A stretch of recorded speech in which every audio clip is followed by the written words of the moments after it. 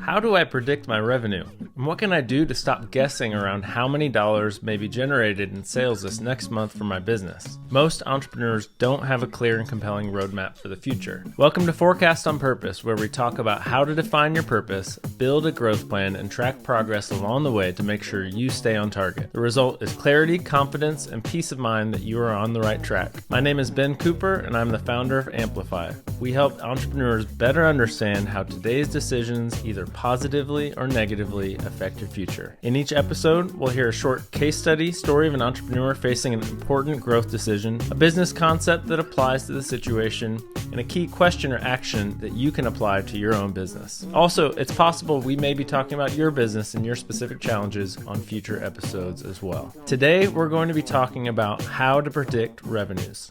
Let's get started.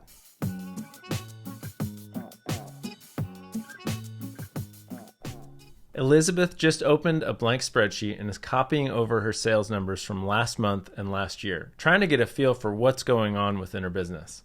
See, 2 months ago felt better than average, last month felt really slow, and now this month is on pace for what might be her best month ever. Really, she's feeling a lot of business whiplash, where things might be going really fast and now slow and then fast again. And it just feels a little bit out of control. The thing is, if you know what you can expect from a revenue standpoint, you can finally avoid unnecessary head trash that something is wrong when really nothing might be wrong. And you can move from a reactive position to a proactive position. You can be sure that you're ready to deliver the value to customers, that you don't run out of inventory, and that you make sure you have capacity to do so. And you can better plan for future expansion. The objective today is that we get a feel for how we can predict revenue. This allows us to basically narrow the region of darkness. As we're looking out ahead into the future, we don't have to necessarily just cross fingers and guess and hope that things turn out better than last period, last month, last year. And we don't just have to repeat the past. See, there are two big questions, two big pieces of what makes up revenue. One is we can look at the building blocks of what generates our revenue. And then two, we can look at how those building blocks might change over time. So first,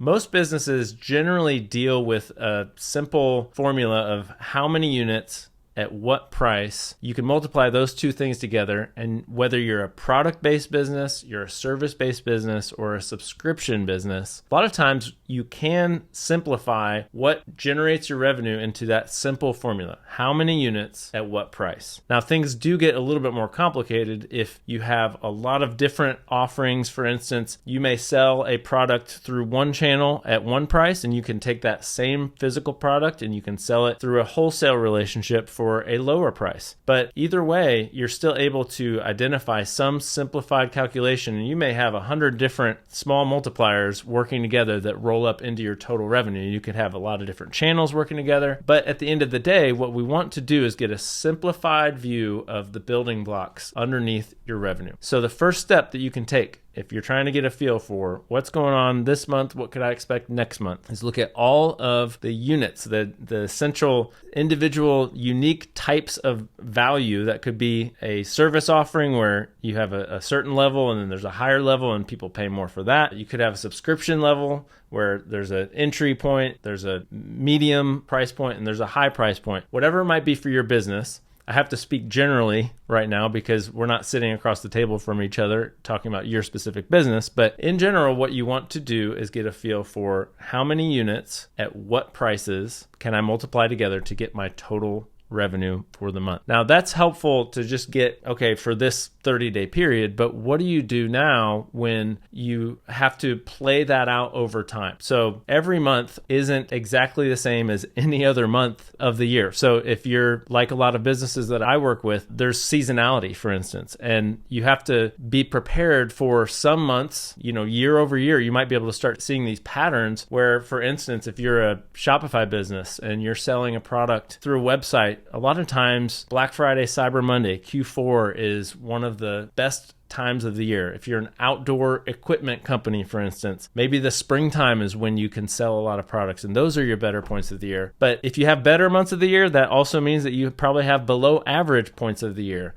And what's helpful is to get a feel for your specific company's seasonality, where you can zoom out, look at a 12-month period. If you can possibly open up a spreadsheet like Elizabeth did and get a visualized picture of, okay, what is the general seasonality that I might be able to expect? And how can I confirm that over previous years? If you can look back 2, 3, 4 years into the past and start to see similar shapes, then it becomes really helpful to get a feel for what you might be able to expect in future months. And again, it eliminates some of that head trash where you start feeling like something's really wrong with my business because it feels like it's out of control. But really, it's more so like you're on a journey and you know that there's a curve ahead. You're going to turn left, or there's a hill ahead. You're going up, but you can at least understand that there's something that you can expect and you can anticipate well in advance. Another component that can affect month-over-month changes in revenue can be organic growth. So if you look back and see year-over-year, quarter-over-quarter, or even month-over-month, sales are generally on the rise. We are seeing more units at those prices that we sell them at continue to go out the door, and we're able to expect that next month or next year is going to be some percentage growth over the previous year. Now that's helpful because what we can do is we can apply the seasonal shape where we say, okay, here's what we expect over a 12-month period. Here's the storyline that we are aware of. And we can take that same shape and we're able to extrapolate that shape and really project it through a little bit higher growth. So if you know that you're growing 20% year over year, for instance, then you can take that same last year's values of revenue and sales and you can apply a 20% growth to that and get a feel for, okay, here's that same shape, but ramped up by the expected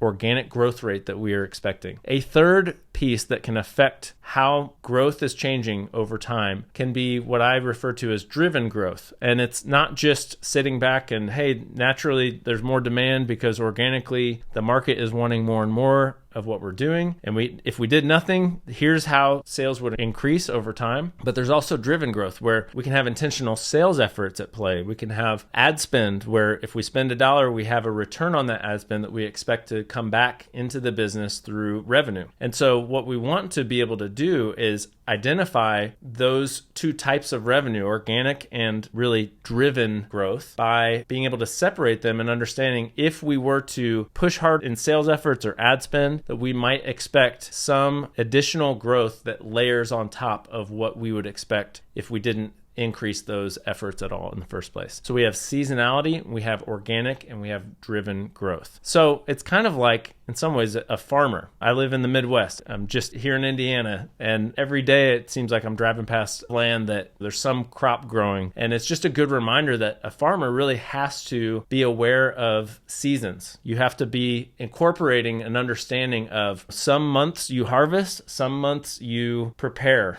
and some months you work the land. And there's just a reality to running a business that parallels the life of growing a crop, where you have to just be aware that there is some element of seasonality, and there are things that you can probably do to positively influence that.